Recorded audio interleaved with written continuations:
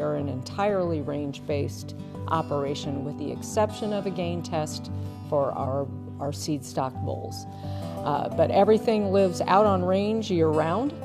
The only thing that ever comes into a lot when we are calving our first calf heifers. Those ladies are up in a lot where we can keep a good eye on them 24/7. I'm Barb Downey. I'm Joe Carpenter. Downey Ranch is the name of is my family's name. This is an operation that was started by my father and me back in 1986. And we've been here ever since. We bought out some siblings a few years ago. Commercial cows can no longer pay for grass in our area, so our focus is ever more heavily into the seed stock. So we'll sell bulls to commercial and some registered operations, and then some bred heifers also to commercial operations in the area. Well, many years ago we started doing a rotation based on the premise that we do not want to graze more than 5 days in any one location during the growing season. So we keep the cattle moving so they're not grubbing that regrowth and damaging our root system. And by doing that, we've increased our grass production tremendously. And that's what we continue to look for with hopefully technology to help us fine-tune that a little bit rather than having the expense of a bunch of fencing. Keeping the cattle moving in our relatively limited experience with that, moving cows every 5 days, large groups every 5 days, was intriguing enough that we started looking harder and harder at doing some real intensive grazing. Our limiting factor in this part of the world is fencing infrastructure and water infrastructure. So we knew back when we first heard of the concept of collar grazing or virtual fencing, that was a technology that we really had a place for in our operation. We had to wait for the technology to catch up to what we knew we wanted to do. And we are now there and super happy. You can see where the satellite has picked up the previous Bale grazing locations, or Bale locations. And so this is what they have access to right now. And since we don't have a live picture of where the bales are, we drop pins ahead of, or to map out our next paddocks for these heifers. So we're out here looking at things that way and counting and maybe doing a little measuring. Well, these are our replacement heifers that were weaned here a couple months ago. They were fence line weaned. They stayed near a pen for a little while to where we could get the second round of vaccine in them, and then they came over here and started smooth brome Bale grazing. And this is what they're going to do through most of the winter until February. End of February. We'll take them home and start developing them, probably on a brown midrib silage at that point. But these girls are not, their body is changing too rapidly for us to collars, virtual fence graze with them. Those collars would need more adjustment than we really have time to do. So they're out here in a traditional Bale grazing system with electric fencing. And Joe's principle, the balance between the labor and the wastage is about 2 days worth of their needs from an energy standpoint in front of them. That allows free access to the bales, so enough bales that all of them, even the timid ones, can get up to the feed, but then it's not too much waste where they can just pick and choose and waste too much feed. So 2 days for us is about right.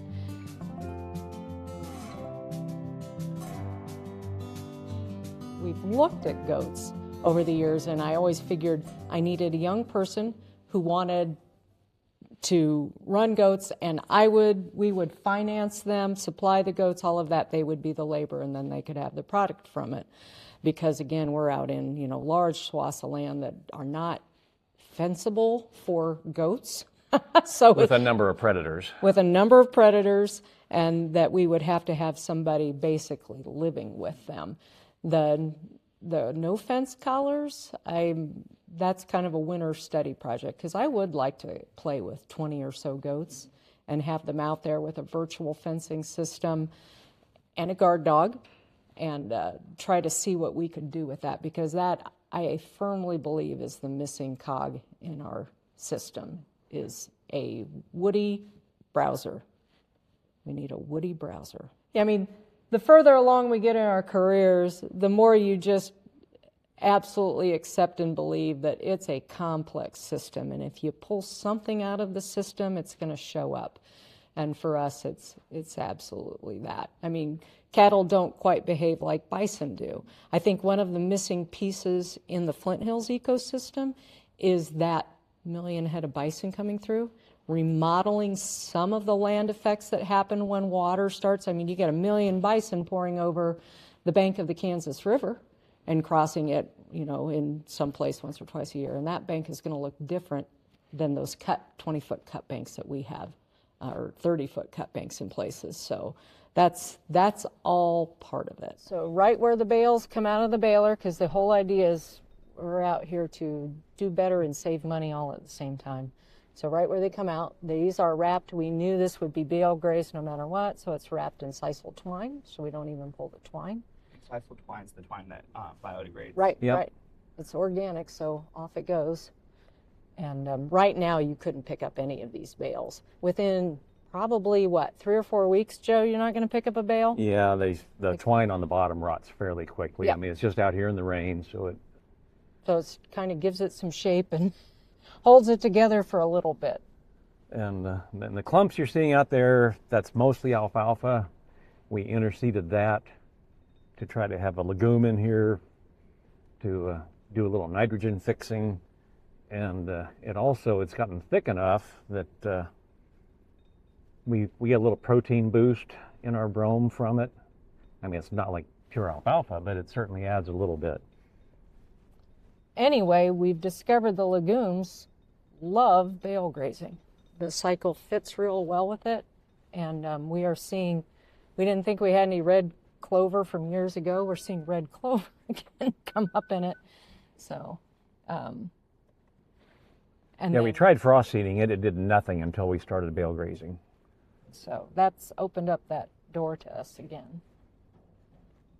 Those theoretical changes are never as simple and straightforward as what it takes to actually practically execute. So you have to have people on both sides of the equation, the technical experts and then the producers, understanding that it's super complex and that the execution is never as easy.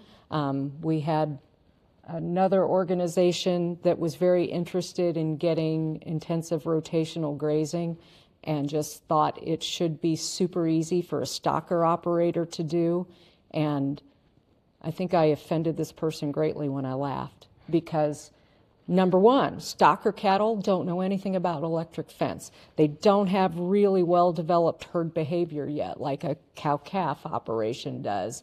And then the practicalities of fencing in the Flint Hills, even electric fence. I said, let's go out, let's go spend a day, and we're going to run, half mile of electric fence across one of our native Flint Hills pastures. And then I want you to understand what you're asking these people to do and why they are just looking at you like you don't know what you're talking about, because in that way, you truly don't know what you're talking about. You don't know what you're asking. We've got those satellite tags on bulls right now. We're going to turn out a bull that was not in our sale because he had hurt a foot. We'll be able to watch him 24/7. Is he mounting? Is he doing all of that, or is he showing us some signs of lameness and reduced activity?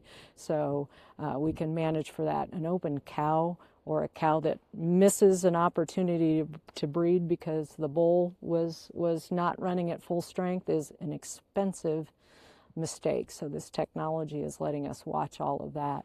It helped us watch our embryo transfer cows for when they came in heat, all of that. So that technology, the record keeping, and then some of the satellite tag capabilities we also think are going to be really important to us in running a higher level, or letting folks operate at a higher level instead of the mundane tasks. Take some mundane and replace it with higher level to function.